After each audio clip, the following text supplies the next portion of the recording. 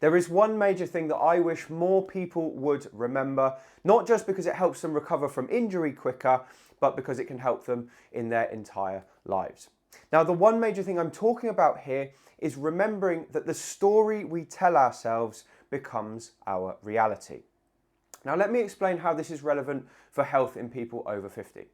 I see people a lot in the clinic who speak to me about their problems and say, this is no good, I'm never going to get any better because I'm frail and I'm old and I'm stiff and I can't move, I'm too old to do this, so what's the point? They've developed a story in their heads that nothing can be done to help them with their problem. And to a certain degree, part of that is right. They are older than they used to be and they are stiffer than they used to be. But that doesn't mean that improvement is impossible.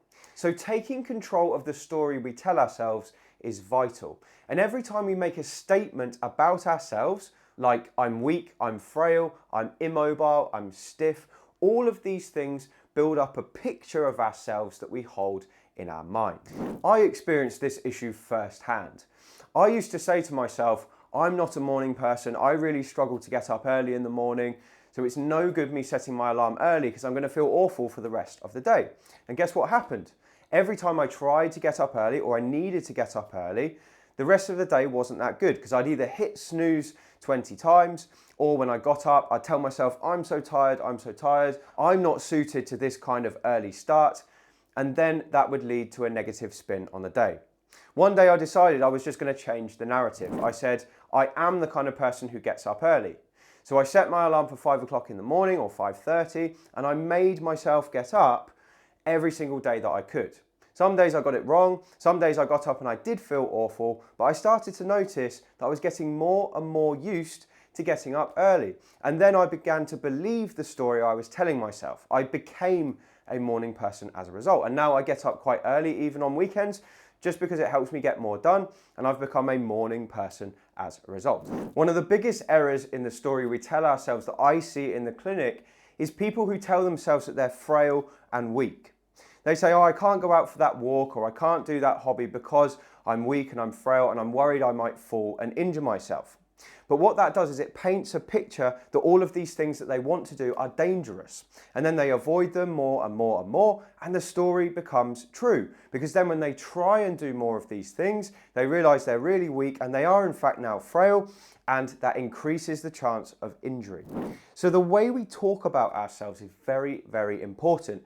And if we start to catch those negative loops occurring, we need to stop them as quickly as we can because they only lead downhill. So the first thing we need to do is to stop that negative narrative that's holding us back. But if we just replaced it with something like, oh, I am strong, I am stable, without actually doing anything about it, we're just lying to ourselves. So the secret here is to not only stop the negative narrative, but to make a commitment to doing something about the traits that you don't like. So let's say, for example, you're very, very weak.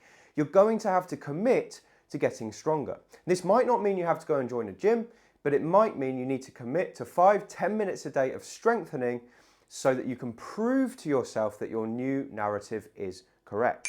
So always, always remember that the story you tell yourself becomes your reality. I hope that video has been useful to you, and I hope that you can implement this advice in your life. If it has been useful, do drop a comment below because it's a slightly different video to what I'm used to making. So let me know if you found it helpful. And if you want to get more from me, you can grab a copy of my book. It's called Thriving Beyond 50 and you can find it on Amazon using the link below. Anyway, thank you for watching and I appreciate your time and I'll see you on the next video.